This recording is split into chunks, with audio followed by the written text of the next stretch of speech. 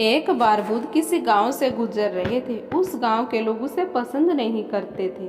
उन्होंने बुद्ध को घेर लिया और गालियां देने लगे। सबसे ज्यादा गुस्सा गांव के नेता को हुआ। उसने उल्टे बुद्ध को गाली देना शुरू कर दिया, लेकिन बुद्ध इस सब से बेपरवाह होकर मंद मंद मुस्कुराते रहे। सरदार बहुत देर तक बुद्ध को गालियां देता रहा, लेकिन कुछ देर बाद उसका मुंह सूखने लगा, जिससे वह चुप हो गया। यह देखकर बुद्ध ने कहा, यदि आपकी बात पूरी हो गई हो तो मुझे आगे बढ़ना चाहिए। मुझे आगे गांव जाना है, वहां लोग मेरा इंतजार कर रहे होंगे। यह देखकर गांव का एक आदमी बोला, हम आपका अपमान कर रहे हैं, गालियां दे रहे हैं, लेकिन आप जवाब देने की बजाय मुस्कुरा रहे हैं। आप इस पर प्रतिक्रिया क्यों नहीं देते? बुद्ध ने कहा, बस तुम्हें आने में थोड़ी देर हो गई। 10 साल पहले आते तो मजा आता, क्योंकि 10 साल पहले मैं भी तुम्हारे जैसा था। यदि उस समय तुम मेरे बारे में बुरा बोलते या मुझे गाली देते तो मैं भी क्रोधित हो जाता। इससे ज्यादा तो मैं तुम्हें गालियां देता। संभव है कि वह शारीरिक हिंसा का भी सहारा ले, लेकिन अब मैं आगे बढ़ चुका हूँ। मैंने अपना सारा गुस्सा और नफरत पीछे छोड़ दी है। अब मैं उस जगह पहुँच गया हूँ जहाँ तक आपकी गालियाँ नहीं पहुँच पाती। तुमने मुझे गाली दी, यह तुम्हारी भावना है, लेकिन आपकी भावनाएं मुझ तक नहीं पहुंच रही। मुझ पर इसका आरोप तभी लगाया जाएगा जब मैं इसमें भाग लूंगा। एक बार मैं उन्हें स्वीकार कर लूं, लेकिन मैं आपकी इस हरकत से तटस्थ हूँ, इससे कोसों दूर हूँ। यही कारण है कि मैं अभी भी पहले की तरह शांत हूँ। यह सुनकर सरदार बोला, अरे ऐसा कैसे? मैंने तुम्हें गालियां दी है और पूरे गांव के सामने तुम्हें गालियां दी है, फिर इसे लेने या ना लेने का क्या मतलब? बुद्ध ने कहा, बस मैं कल एक गांव गया था, वहां के लोगों ने मेरा उपदेश सुना, वे बहुत खुश हुए।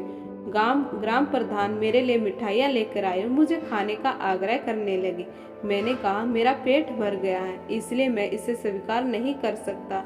यह सुनकर वह व्यक्ति मिठाई वापस लेकर चला गया, क्योंकि जब तक मैं कुछ न लूं कोई मुझे कैसे दे सकता है? इसमें मेरी सहमति तो आवश्यक है न? हाँ, यह तो है। एक आदमी ने बुद्ध का समर्थन किया। बुद्ध ने फिर पूछा, जब मैंने मिठाई लेने से इनकार कर दिया तो उन्होंने इसका क्या किया होगा? हो सकता है उसने अपने परिवार के बीच मिठाइयाँ बांटी हों। एक व्यक्ति ने उत्तर दिया। बुद्ध ने कहा, तुमने ठीक कहा। ठीक उसी मिठाई की तरह तुम मेरे लिए गालियाँ लेकर आए हो और चाहते हो कि मैं उन्हें स्वीकार करूं, लेकिन भाई मैं उन्हें नहीं लेता। अब बताओ तुम उनका क्या करोगे?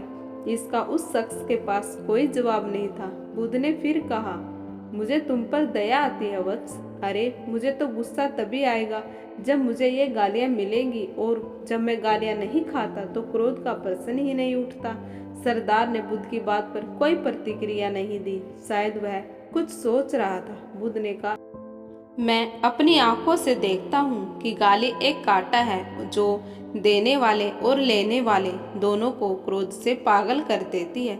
तो फिर तुम ही बताओ, मैं आंखों से भी कांटों पर कैसे चल सकता हूँ?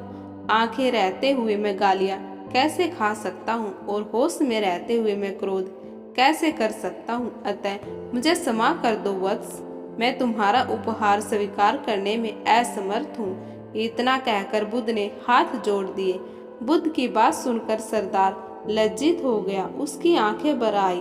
वह कुछ कहना चाहता था, लेकिन उसके होठों ने जवाब दे दिया, और जब उससे और सहन न हुआ तो वह बुद्ध के चरणों में गिर पड़ा।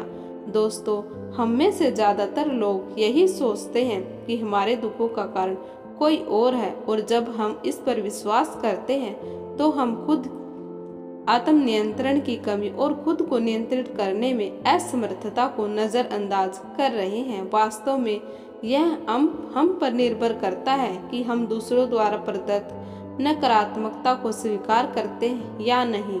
यदि हम नकारात्मकता को स्वीकार करते हैं तो हम अपने पैरों पर कुल्हाड़ी मारते हैं, और जब हम उसे अस्वीकार कर देते हैं तो घृणा, क्रोध, हिंसा सभी से मुक्ति मिल जाती है। दोस्तों, हम आशा करते हैं कि आपको यह बुद्ध की कहानी पसंद आई होगी। दोस्तों, हम आपसे फिर मिलेंगे ऐसे ही रोचक और उपयोगी कहानी के साथ। जब तक आप जहां भी हो, खुश रहे और खुशियां बांटते रहे। यदि आपको कहानी पसंद आई है तो चैनल को सब्सक्राइब करके बेल आइकन को जरूर प्रेस कर लें।